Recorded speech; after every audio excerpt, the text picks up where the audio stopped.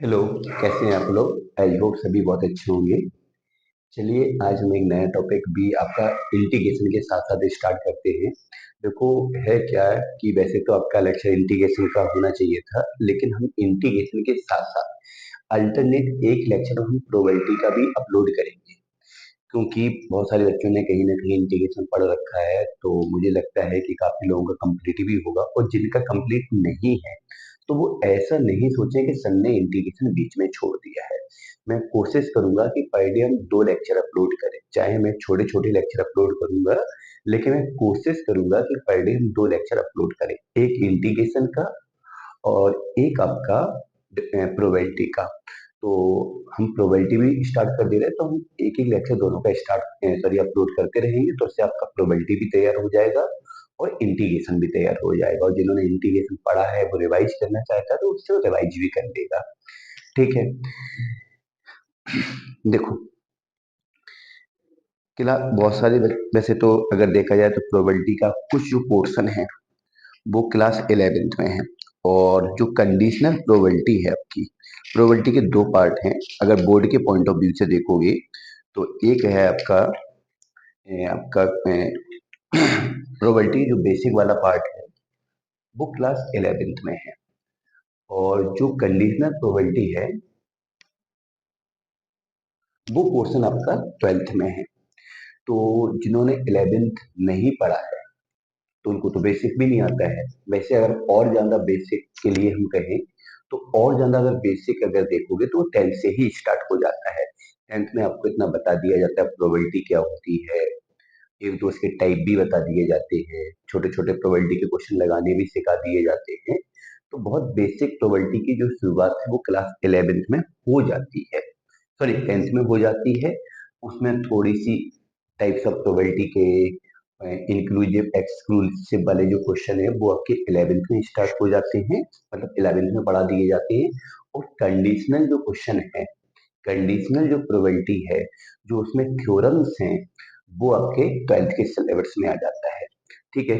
तो हमें तो ऐसा लगता है कि बहुत सारे बच्चे यहाँ पे ऐसे भी होंगे जिन्होंने 11th नहीं पढ़ा होता है। क्योंकि बोर्ड के पॉइंट ऑफ व्यू से अगर हम देखेंगे तो बोर्ड में बहुत सारे बच्चे ये सोच के 11th छोड़ देते हैं कि हमें 11th से करना क्या है, हमें तो बोर्ड देना है, तो 12th का सिलेबस कंप्लीट करें। लेकिन ऐसा नहीं है, बहुत सारे चैप्टर ऐसे हैं जिसका कुछ पार्ट 11th में रहता है और कुछ पार्ट आपका 12th में रहता है। तो ऐसे ही प्रोबेबिलिटी का है कि प्रोबेबिलिटी का कुछ भाग आपका 11th में है और कुछ भाग आपका 12th में है। तो सबसे पहले तो समझते हैं प्रोबेबिलिटी होती क्या है। देखो यहाँ पे,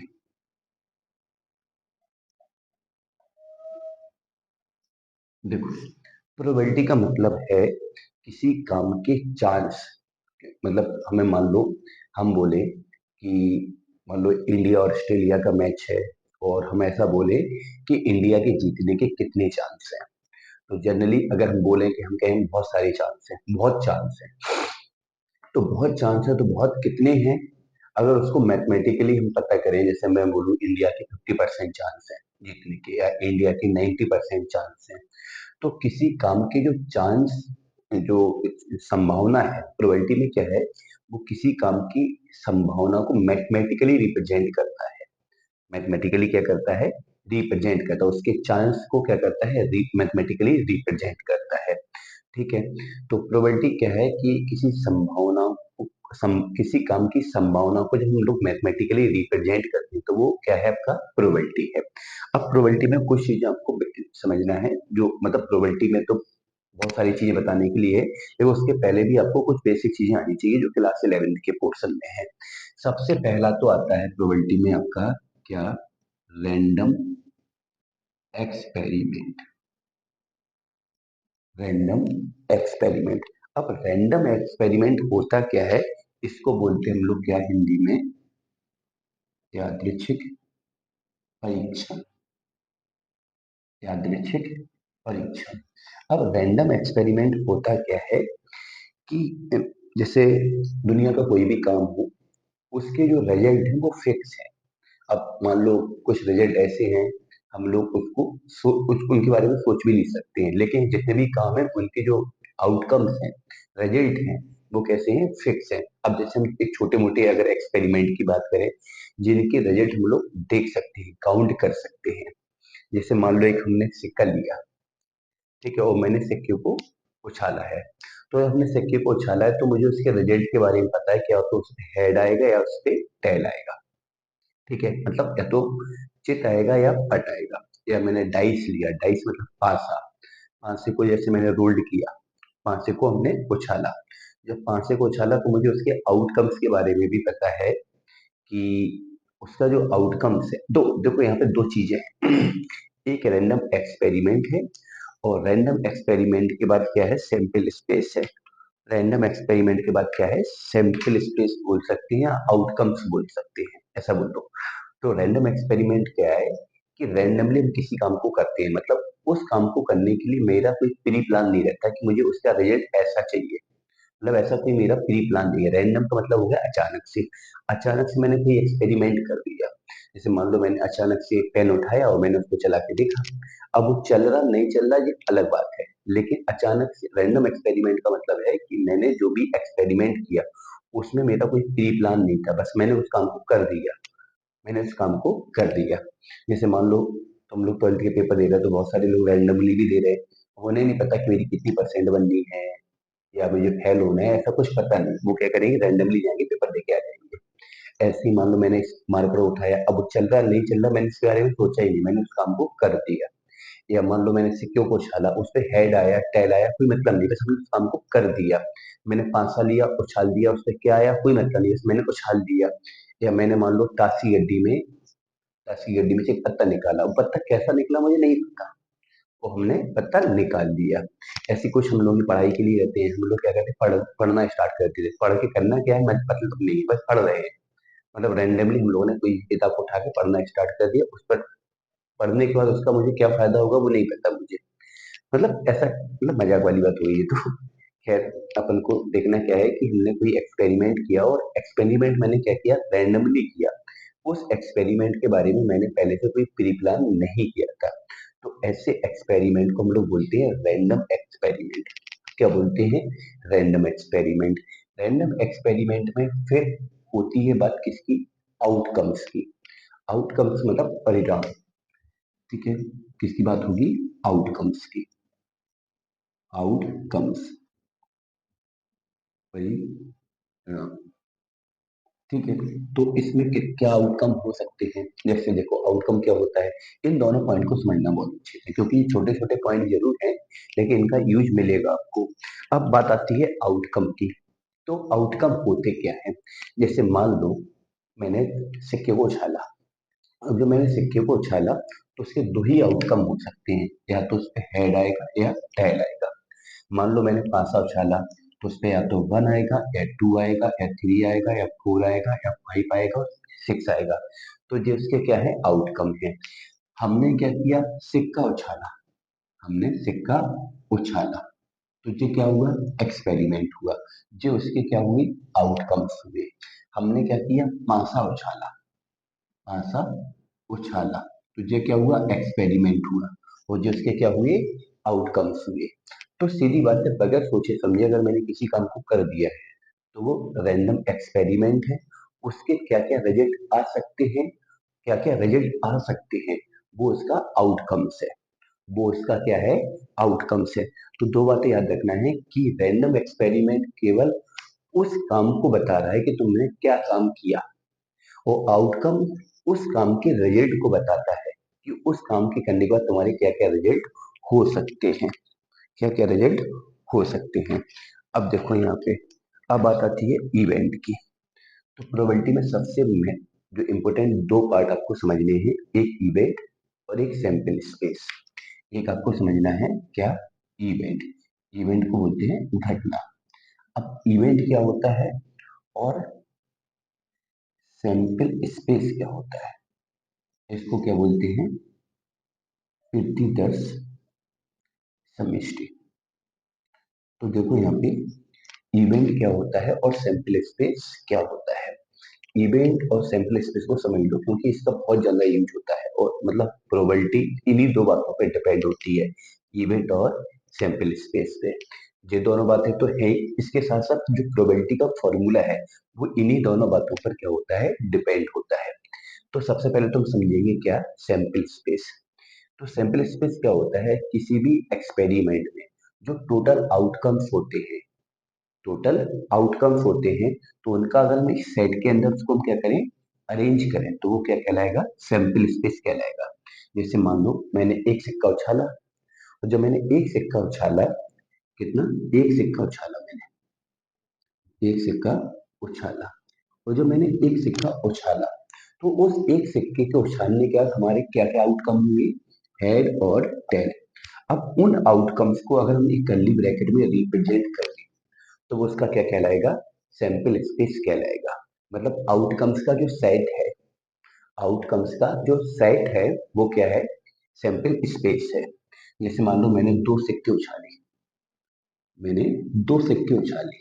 अब मैंने दो सिक्के उछाले, तो दो सिक्के उछाले, तो दो सिक्के के उछालने पर तुम्हारे जो आउटकम्स है उनका जो सेट बनेगा वो तुम्हारा सैंपल स्पेस होगा। जैसे मान लो दोनों हेड आ सकते हैं, दोनों टेल आ सकती है, एक हेड टेल आ सकता है, एक टेल और हेड आ सकता है। ठीक है, मान लो मैंने एक पांसा उछाला, एक पांसा उछाला, एक पांसा उछाला, तो जब तुम एक पांसा उछालोगे तो उसके क्या क्या आउटकम्स हो सकते हैं, उसमें वन आ सकता है, टू आ सकता है, थ्री आ सकता है, फोर आ सकता है, फाइव आ सकता है और सिक्स आ सकता है। उसको मैंने कर्ली ब्रैकेट में रिप्रेजेंट कर दिया, तो वो बन गया क्या, एक पांसे को उछालने पर सैंपल स्पेस बन गया आपका। मान लो एक ताश की गड्डी है, एक क्या है, ताश की गड्डी है, और उस ताश की गड्डी में से मैंने एक पत्ता निकाला, मैंने गड्डी में से, एक गड्डी में से एक पत्ता निकाला, एक पत्ता निकाला, तो हमें उसके आउटकम्स के बारे में बात करनी है। एक पत्ता निकाला, तो मुझे उसके आउटकम्स के बारे में बात करनी है। तो जब तुम एक पत्ता निकालोगे, तो ताशी गड्डी में इतना तो पता ही होगा, 52 पत्ते होते हैं, 52 के पास 52 पत्ते आपके अलग अलग होते हैं। तो तुम जो एक पत्ता निकाल रहे हो वो 52 प्रकार से आ सकता है। अब कहो सर कैसे कैसे, तो 52 के 52 पत्तों को तुम लिख के दिखा नहीं सकते हैं, वो तुम्हें पता होना चाहिए। 40 की पूरी गड्डी में 4 प्रकार के पत्ते होते हैं, 26 ब्लैक होते हैं, 26 आपके रेड होते हैं, वो सारी चीजें आपको पता होनी चाहिए। बस इतना यहाँ पे मोटा मोटा समझ लो कि ताश की गड्डी में आपके 52 पत्ते होंगे, 52 के 52 पत्ते डिफरेंट होंगे, अलग अलग होंगे। तो ताश की गड्डी में से अगर एक पत्ता निकालोगे, तो उसमें जो सैंपल स्पेस होगा वो 52 का होगा, मतलब 52, मतलब उसमें क्या होंगे, पार्ट होंगे, मतलब 52 प्रकार से पत्ता निकाल सकते हैं। ठीक है, जैसे अब पांसे का तो मैंने लिख के दिखा दिया, एक आ सकता है, दो आ सकता है, तीन आ सकता है, चार आ सकता है, पांच आ सकता है या छह आ सकता है। दो सिक्के का भी मैंने लिख के दिखा दिया। अगर गड्डी के लिखने की बात है, तो लिखना तो सारे के सारे पॉसिबल नहीं है, लेकिन ओरली अगर हमें गड्डी आती है तो आपको खुद समझ में आ रहा होगा कि 26 उसमें काले होते हैं, 26 लाल होते हैं। उन लाल में के भी 13-13 के दो पार्ट होते हैं, उन काले पत्तों में भी 13-13 के दो पार्ट होते हैं। अब 13-13 के जो पार्ट होते हैं, उन 13 में 9 पत्ते तो नंबर कार्ड के हो जाते हैं, उसमें एक किंग हो जाता है, एक क्यूल हो जाता है, एक जैक मतलब गुलाम हो जाएगा, और एक आपका एस मतलब इक्का हो जाएगा। तो ऐसे ब्लैक के जो दो पार्ट हैं, उसमें एक पार्ट तुम्हारा किसका जाएगा, स्पेड मतलब हुकुम का जाएगा, और एक आपका किसका जाएगा, हाँ, क्लब चिड़ी का जाएगा। ऐसे लाल में भी एक हाइट मतलब पान का जाएगा, और एक डायमंड मतलब ईट का जाएगा। ठीक है, तो इस प्रकार से आपके 13-13 के चार पार्ट होते हैं, उन चार पार्ट में जो 13-13 पत्ते होते हैं, वो 13 के 13 पत्ते भी अलग अलग होते हैं। ठीक है, तो एक ताशी गड्डी में से अगर हमें एक पत्ता निकालना है, तो वो 52 प्रकार से निकल सकता है। ठीक है, तो इसके सैंपल स्पेस में सारे पत्ते तो नहीं लिखेंगे, उसमें इतना लिख के बता दे रहे कि उस उन पत्तों में जो एक पत्ता निकाला है, उसमें सैंपल स्पेस में 52 आपके क्या होंगे, कार्ड आ सकते हैं। तो मैंने इतना लिख दिया कि उस सैंपल स्पेस में कितने चांस हैं, 52 चांस है। कुछ कितने नंबर्स मतलब उसमें कितने प्रकार से कार्ड आ सकते हैं। तो हम बोल सकते हैं 52 प्रकार से कार्ड आ सकते हैं या 52 रिजल्ट हो सकते हैं। एक सिक्का को उछालने पर कितने रिजल्ट हो सकते हैं? 2 रिजल्ट हो सकते हैं। 2 सिक्के उछाले कितने रिजल्ट हो सकते हैं? 4 रिजल्ट हो सकते हैं। एक पांसा उछाला कितने रिजल्ट हो सकते हैं? 6 रिजल्ट हो सकते हैं। ठीक है। बहुत सारे बच्चों के मन में आता है कि सर मैंने सिक्का उछाला, बहुत सारे बच्चों के मन में आता है कि सर मैंने सिक्का उछाला, सिक्का खड़ा हो गया तो ऐसा रियल लाइफ में नहीं होता है। ऐसा रियल लाइफ में नहीं होता है, सिक्का खड़ा कभी नहीं होगा। ऐसा ओनली मूवी में होगा। और दूसरी बात, जो हमारा सिक्का होगा वो फेयर होगा। फेयर, या तो उसमें कहा गया होगा कि सिक्का तुम्हारा फेयर नहीं है, और अगर ऐसा, मतलब या तो ऐसा कह देंगे वो लोग कि तुम्हारा सिक्का फेयर नहीं है, और अगर नहीं कहा तो आपको मानना है कि हमारा सिक्का फेयर है। मतलब क्या हुआ इस बात का कि एक मूवी थी शोले, उसमें क्या था, उसके पास शायद शोले मूवी का मुझे शायद याद है कि उसमें एक मूवी थी, उसमें शायद दो एक्टर थे, मतलब दो एक्टर शायद क्या थे वो तो मुझे जितना याद है, धर्मेंद्र और अमिताभ बच्चन। उसमें शायद धर्मेंद्र के पास एक सिक्का, शायद अमिताभ बच्चन के पास एक सिक्का होता है, उसके दोनों ओर सेम पार्टी रहता है, शायद दोनों ओर चित्त रहता है या पट रहता है, तो हर बार हमेशा वो जीत जाता है। तो ऐसा सिक्का नहीं होगा, मतलब हमारी मैथ में, मतलब अगर सिक्का है तो फेयर सिक्का होगा, मतलब एक पार्ट उसमें हेड का होगा और एक पार्ट किसका होगा? टेल का होगा। ऐसे ही पांसे की अगर हम बात करें तो पांसा भी हमारा फेयर होगा, उसमें एक नंबर भी होगा, दो भी होगा, तीन भी होगा, चार भी होगा, पांच भी होगा, छह भी होगा। अगर पांसा कुछ ऐसा नहीं होगा कि इसमें एक नंबर वाला पार्ट ही नहीं है, या दो नंबर वाला पार्ट ही नहीं है, या तीन नंबर वाला पार्ट ही नहीं है, तो यहाँ पे जो सिक्के होंगे या जो डाइस होगा या जो गड्डी होगी वो नॉर्मल होगी और फेयर होगी, मतलब उसमें कुछ ऐसी चीजें, ऐसा कोई केस नहीं होगा कि सर ये वाला पार्ट तो उसमें है ही नहीं। अगर ऐसा कभी होगा तो स्पेशली क्वेश्चन में लिख दिया जाएगा कि आपका सिक्का एक फलाने टाइप का है, मतलब वो फेयर सिक्का नहीं है, वो एक अलग ही टाइप का सिक्का है, तो वो अलग मैटर होगा आपका। ठीक है। चलिए, अब देखो ये तो हो गया सैंपल स्पेस, तो बस इतना समझो सैंपल स्पेस क्या होगा कि मैंने एक रैंडमली एक्सपेरिमेंट किया। रैंडमली एक्सपेरिमेंट का मतलब हुआ कि उस एक्सपेरिमेंट को करने में मेरा कोई प्री प्लान नहीं था। उस एक्सपेरिमेंट को करने के बाद जो टोटल आउटकम्स हुए, मतलब जो टोटल संभावनाएं हुई, उन संभावनाओं को मैंने एक सेट के अंदर रिप्रेजेंट किया। उन टोटल आउटकम्स को मैंने एक सेट के अंदर रिप्रेजेंट किया। वो जो सेट बना वो आपका हो जाएगा सैंपल स्पेस। ये पूरा क्लास 11th का पार्ट है। अब जिन्होंने 11th नहीं पढ़ा उनके लिए ये पार्ट टफ हो जाएगा। ठीक है। अब आती है बात इवेंट की। अब है क्या कि जब मैंने एक्सपेरिमेंट किया, उस एक्सपेरिमेंट में जो आउटकम्स हुए, उन आउटकम्स पे मैंने कंडीशन लगा दी, कि मैंने अपनी चाहत रख दी।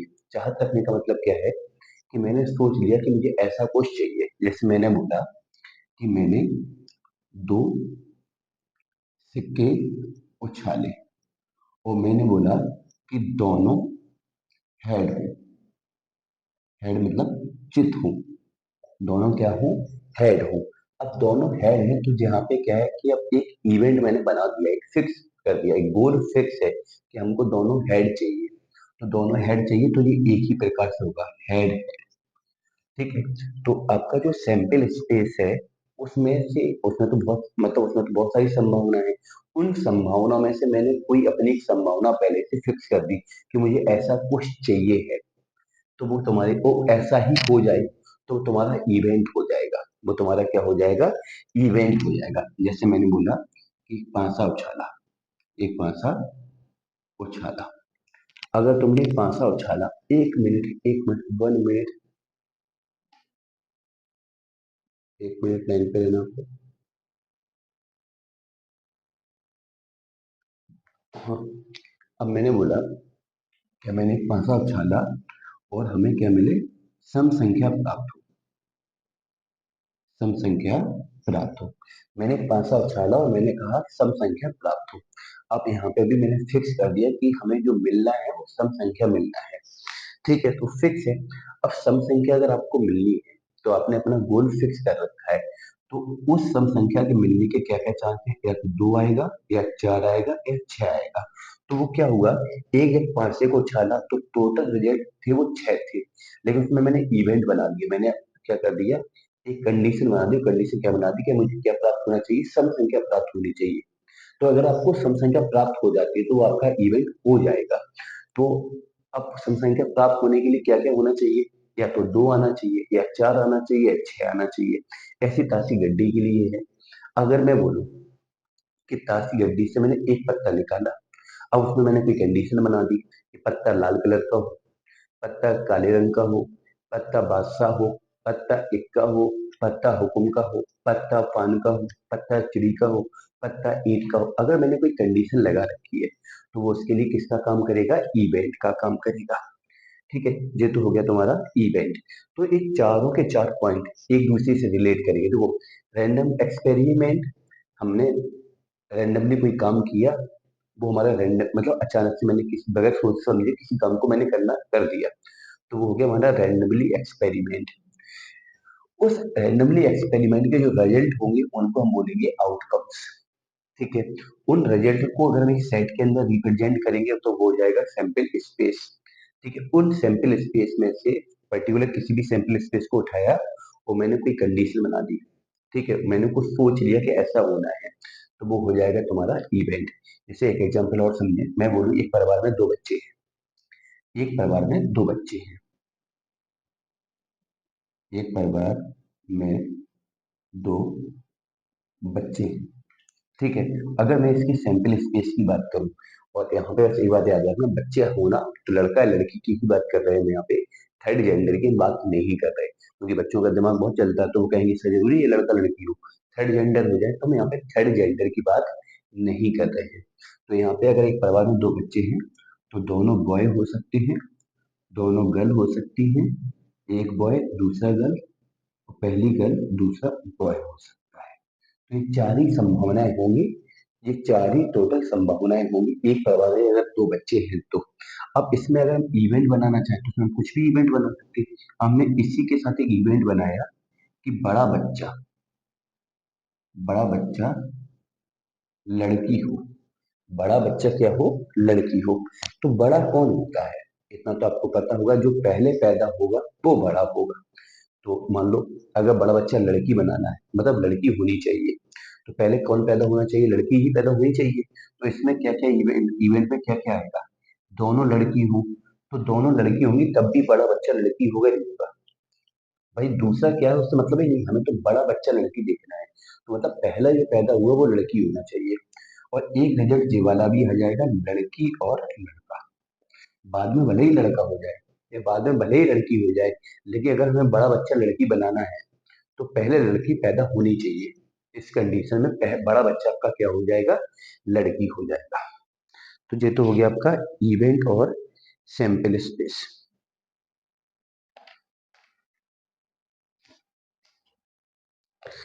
ठीक है, तो ये चार पॉइंट आपके क्लियर हुए। अब आता है, अब इसमें टाइप्स देखना है मुझे। क्या देखना है? Type of event, type of event. तो अब इवेंट के टाइप की बात करेंगे हम। सबसे पहले तो देखेंगे हम लोग असंभव घटना, असंभव घटना।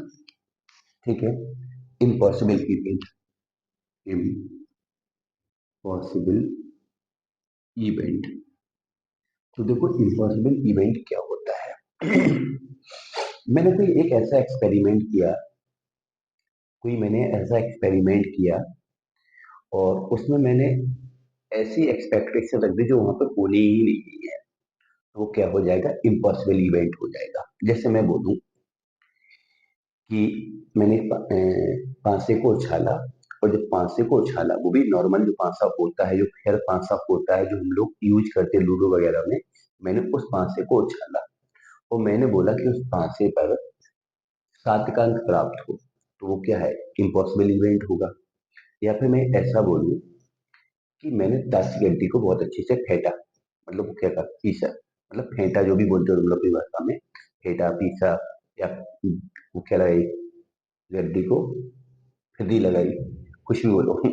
और मैंने गड्डी को उठाया और मैंने कहा, मैंने गड्डी से पत्ता निकाला और पत्ता हमारा कैसा आ गया? पिंक कलर का आ गया। लड़कियों का फेवरेट कलर है, लड़कियां निकालेंगी तो पिंक ही निकालेंगी, लड़के निकालेंगे तो ब्लैक निकाल लेंगे। है ना? वैसे ब्लैक लड़कियों का भी फेवरेट होता है, खैर लड़कों का भी होता है, जैसे मेरा है। तो मैंने क्या बोला, मैंने गड्डी से एक पत्थर निकाला और मैंने एक एक्सपेक्टेशन लगा दी कि वो गड्डी से पत्ता मैंने निकाला है, गड्डी से मैंने जो पत्ता निकाला है, वो पत्ता कैसा हो, पिंक कलर का हो। तो ये तो इम्पॉसिबल है, क्योंकि गड्डी में तो पिंक कलर का पत्ता होता ही नहीं है। या मैंने बोला 5 से पे 7 का अंक आ जाए या 8 का अंक आ जाए, ऐसा होता ही नहीं, आएगा ही नहीं। ठीक है, तो मैंने क्या बोल दिया कि हमने जो एक्सपेरिमेंट किया, उस एक्सपेरिमेंट में जितने भी क्या है सैंपल स्पेस में आउटकम्स हैं, उन आउटकम्स के अलावा अगर मैंने किसी और आउटकम्स के बारे में एक्सपेक्टेशन कर रखी है, तो वो हमारा क्या हो जाएगा, इम्पॉसिबल इवेंट हो जाएगा। क्या हो जाएगा आपका, इम्पॉसिबल इवेंट हो जाएगा। ठीक है, फिर आता है आपका श्योर इवेंट। क्या आता है, श्योर इवेंट। देखो जी हम समझाएंगे, मैंने क्या बोला कि मैं ये सारी चीजें आपको 11 की बता रहा हूँ। श्योर इवेंट का क्या होता है कि मैंने कोई एक्सपेरिमेंट किया, ठीक है, अब एक्सपेरिमेंट किया, जैसे मान लो मैंने एक पांसा उछाला या एक सिक्का उछाला, तो मैंने एक सिक्का उछाला तो मुझे पता है या तो हेड आएगा या टेल आएगा, ये श्योर है। ये क्या है, श्योर है आपका। ठीक है, मान लो एक परिवार में एक बच्चा हुआ, तो या तो लड़का होगा या लड़की होगी, ये बात श्योर है। मतलब अगर पैदा हुआ है तो लड़का लड़की ही होगी, थर्ड जेंडर की यहाँ बात हो ही नहीं, तो फिर लड़का और लड़की ही होगी। समझे ना, कुछ और तो पैदा होगा नहीं। अगर थर्ड जेंडर होना नहीं है तो फिर लड़का और लड़की ही होगा, कुछ और तो पैदा होगा नहीं। तो वही मैं आपको बता रहा हूँ कि अगर श्योर इवेंट का मतलब है कि उस काम में जो आपका क्या है, आपका सैंपल स्पेस है, वो पूरा का पूरा एक श्योर इवेंट की तरह काम करता है। ठीक है, अब आती है बात सिंपल इवेंट की। बात आती है किसकी, सिंपल इवेंट की। सिंपल इवेंट की, सिंपल इवेंट को बोलते हैं हम लोग सरल घटना। ठीक है, और इसको बोलते हैं हम लोग निश्चित घटना।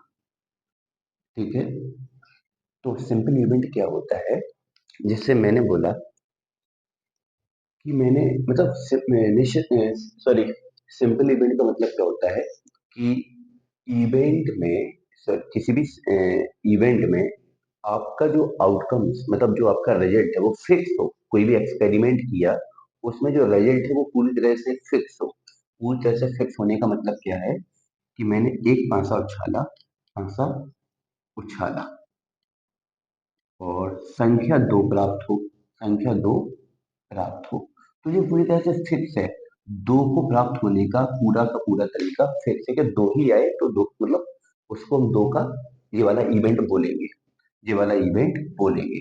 अब यहीं पे दो की जगह हम बोले सम संख्या आए, तो सम संख्या में पे दो भी आ सकता है, तीन चार भी आ सकता है, छह भी आ सकता है, तो इसको सिंपल इवेंट नहीं बोलेंगे। सिंपल इवेंट का मतलब हुआ कि वो इवेंट पूरी तरह से क्लियर हो कि ऐसा ही होगा। या तो ऐसे बोल सकते हो या फिर ऐसे बोल सकते हो सिंपल इवेंट में कि जो इवेंट है उसका जो रिजल्ट है वो एक ही प्रकार से पॉसिबल हो, तो उसको हम लोग क्या बोलेंगे, सिंपल इवेंट बोलेंगे। वो एक कितने प्रकार से पॉसिबल हो, ओनली और ओनली वन टाइप से ही पॉसिबल हो। ठीक है, वो कितने टाइप से पॉसिबल हो, एक ही टाइप से पॉसिबल हो। ठीक है, इसके बाद आता है कंपाउंड इवेंट। कंपाउंड इवेंट, अब कंपाउंड इवेंट क्या होता है, कंपाउंड इवेंट को बोलते हैं लोग मिश्र घटना। मिश्र घटना, अब कंपाउंड इवेंट होता क्या है, इसको समझो। कंपाउंड इवेंट में क्या होता है कि जैसे मैंने अभी बोला कि मैंने पांसे को उछाला और पांसे को मैंने उछाला तो उसमें संख्या दो आए, तो दो पूरी तरह से फिक्स है, ओनली उसमें दो ही आएगा, मतलब एक ही प्रकार से ऐसा इवेंट हो सकता है। तो उसको मैंने बोला था कौन सा इवेंट, सिंपल इवेंट। अगर यहीं पे हम बोले कि मैंने पांसे को उछाला और सम संख्या प्राप्त हो, तो सम संख्या प्राप्त होने के लिए वो संख्या दो भी आ सकती है, चार भी आ सकती है और छह भी आ सकती है। तो मतलब एक से ज्यादा यहाँ पे पॉसिबिलिटी हो रही है, एक से ज्यादा क्या हो रही है, पॉसिबिलिटी। तो इसको बोलेंगे हम लोग कंपाउंड इवेंट, मिश्र घटना। इसका बहुत सारा यूज 12th में नहीं है, लेकिन फिर भी समझाने के पॉइंट ऑफ व्यू से, मतलब नॉलेज के पॉइंट ऑफ व्यू से सारी चीजें आपको एक बार बता दे रहे हैं। ठीक है, ये सब 11th का पोर्शन है आपका।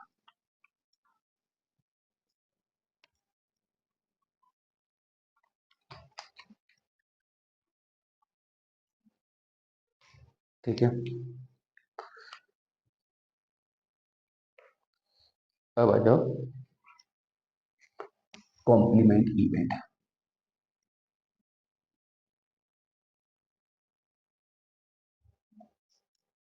ठीक है, कॉम्प्लीमेंट इवेंट इसको हिंदी में बोलते हैं हम लोग पूरक घटना। ठीक है, पूरक घटना का मतलब हुआ, मान लो कोई ए इवेंट है, फांसी पर रात, सॉरी पूरा लिखो, एक फांसे को उछाला, फांसे को उछाला और प्राप्त संख्या कैसी हो, विषम। कैसी है, विषम है। तो ये इवेंट हो गया। फिर बात करेंगे इसके कॉम्प्लीमेंट की। तो कॉम्प्लीमेंट को या तो ए सी बोल दो या फिर ए डैश बोल दो, एक ही बात है। या तो ए सी बोल दो या ए डैश बोल दो। तो कॉम्प्लीमेंट इवेंट क्या होगा कि इसमें क्या था, इवेंट क्या था, एक पांच को उछाला, प्राप्त संख्या विषम। तो ये कोई इवेंट है, इसका कॉम्प्लीमेंट क्या बनेगा, एक पांच को उछाला, एक पांच को उछाला और यहाँ पे क्या बोलिए, प्राप्त संख्या विषम ना हो, विषम ना हो। अगर प्राप्त संख्या विषम नहीं है तो वो इसका क्या हो गया, नेगेटिव हो गया। तो उसको बोलेंगे इस इवेंट का कॉम्प्लीमेंट। इस इवेंट का क्या बोलेंगे, कॉम्प्लीमेंट। ठीक है, एक एग्जांपल और समझ लो। मैंने ए इवेंट लिया, मैंने एक सिक्का उछाला, एक सिक्का, सॉरी दो सिक्के उछाले, दो सिक्के उछाले। ठीक है, और दोनों पर हेड प्राप्त हो। तो इसका कॉम्प्लीमेंट क्या होगा, कॉम्प्लीमेंट होगा कि मैंने दो सिक्के उछाले, दो सिक्के उछाले। ठीक है, तो जब मैंने दो सिक्के उछाले, मैंने कितने सिक्के उछाले, दो सिक्के उछाले और हेड, दोनों पर हेड प्राप्त ना हो, दोनों पर हेड प्राप्त ना हो, दोनों पर हेड प्राप्त ना हो, तो इसको इसका क्या बोलेंगे, कॉम्प्लीमेंट बोलेंगे। मतलब किसी भी इवेंट को हमने क्या कर दिया, नेगेटिव कर दिया। क्या कर दिया, इसका नेगेटिव कर दिया, तो उसका क्या हो जाएगा, कॉम्प्लीमेंट हो जाएगा। अच्छा, दूसरे तरीके से हम ऐसे भी समझ सकते हैं कि किसी भी इवेंट को उसके सैंपल स्पेस से अलग कर दिया जाए, जो बचा हुआ इवेंट होगा वो उसका कॉम्प्लीमेंट इवेंट होगा। जैसे इसी को समझिए, इस वाले को, इसको ही मैं समझा रहा हूँ आपको। किसकी बात कर रहा हूँ, मैं इसकी ही बात कर रहा हूँ, पहले एग्जाम्पल की। अगर एक पासे को उछालते हैं तो हमारा जो सैंपल स्पेस बनेगा उसमें एक आएगा, दो आएगा, तीन आएगा, चार आएगा, पांच आएगा, छह आएगा। और हम अगर इवेंट एक ही बात करते हैं तो विषम संख्या में क्या आएगा, एक आएगा, तीन आएगा, पांच आएगा। तो जो ए डैश है, ए डैश है वो क्या है, पांच से को उछाला तो विषम संख्या प्राप्त ना हो। अब विषम संख्या प्राप्त नहीं हुई तो इस पे क्या आएगा, सम आएगा, सम आएगा तो दो आएगा, चार आएगा और छह आएगा, दो आएगा, चार आएगा, छह आएगा। तो इस सैंपल स्पेस में से मैंने इस इवेंट ए को अलग कर दिया, एक अलग हो गया, तीन अलग हो गया, पांच अलग हो गया, तो दो चार छह बचा। तो ये दो चार छह जो बचा है वो इस इवेंट का, सॉरी इस इवेंट का क्या हुआ, कॉम्प्लीमेंट हुआ, क्योंकि इस इवेंट ए को सैंपल स्पेस में से अलग किया गया है। तो जिस इवेंट को उसी के सैंपल स्पेस से अलग कर दिया जाता है तो बचा हुआ जो पार्ट होता है वो उसका क्या हो जाता है, कॉम्प्लीमेंट हो जाता है। ठीक है, चलिए आगे देखो क्या है, आगे देखो क्या है आपका, इसके बाद बात आती है। हाँ, अब कुछ चीजें और भी हैं, सेट में तुम लोगों ने पढ़ा होगा क्लास 11 में। अगर कभी आपको लिखा मिल जाता है इवेंट ए और बी, ठीक है, इसको हिंदी में बोलेंगे घटना ए या बी। मतलब दो इवेंट हैं, वो उनके बीच में अगर तुम्हारे मतलब या का फील आता है, या का फील हो या अथवा वाला फील हो, या इंग्लिश में क्या बोलोगे और। तो इसका मतलब हो रहा है कि यहाँ पे बात किसकी चल रही है, इवेंट ए यूनियन बी। यहाँ पे ए और बी कोई दो इवेंट है और दोनों के बीच में अगर या लगा है, मतलब इंग्लिश में और बोलेंगे और लगा है, तो वहां पे यूनियन आएगा। अगर कभी बात आती है event A and B, A and B का मतलब होता है, एंड का मतलब यहाँ पे और से है, हिंदी के मतलब और से है, तो इसका मतलब है यहाँ पे ए इंटरसेक्शन बी की बात हो रही है, ए इंटरसेक्शन बी की बात हो रही है। ठीक है, अब मैं बोलूं यहाँ पे,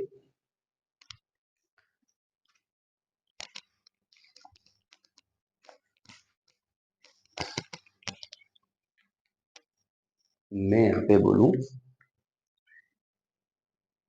event A but not be, इसका मतलब हुआ घटना ए किंतु बी नहीं, ए किंतु बी नहीं, इसका मतलब हुआ यहाँ पे ए माइनस बी की बात हो रही है। ए माइनस बी का मतलब हुआ ए से मैंने बी को अलग कर दिया, ए से हमने बी को क्या कर दिया, अलग कर दिया।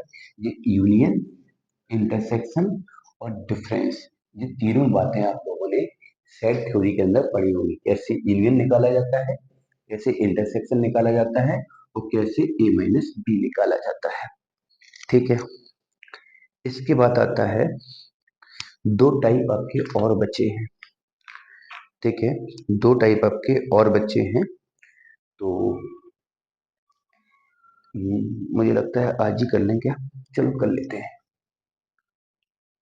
अपवर्जी घटना, दो लेक्चर तो आपके 11th के बेसिक पढ़ाने में निकल जाएंगे हमारे। Mutually exclusive event, mutually exclusive event, इसमें होता क्या है कि दो इवेंट होते हैं ए और बी। ठीक है, वो इन दोनों इवेंट में कुछ भी कॉमन नहीं होगा। मान लो अगर ये एक पांचवे पर सम संख्या को रिप्रेजेंट कर रहा है, तो दूसरा किसको रिप्रेजेंट करेगा, विषम को। मान लो ये सिक्के पर पट को रिप्रेजेंट करता है, पट मतलब हेड, तो ये किसको रिप्रेजेंट करेगा, हेड, हेड मतलब चित्त। तो मतलब यहाँ पे जो ए और बी दो एक ऐसे इवेंट होंगे कि ए होगा तो बी नहीं होगा, बी होगा तो ए नहीं होगा। ठीक है, तो उसको हम लोग क्या बोलेंगे, अपवर्जी घटना। ठीक है, इसको क्या बोलेंगे हम लोग, अपवर्जी घटना। ठीक है, इसके बाद आती है बात किसकी, निशेष घटनाएं की। ठीक है, लास्ट है आपका निशेष घटनाएं।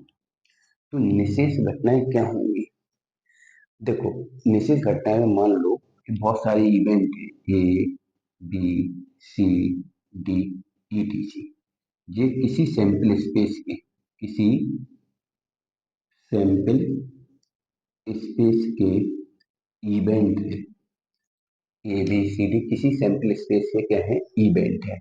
उन सारे इवेंट का हम यूनियन निकाले, A union B union C union D.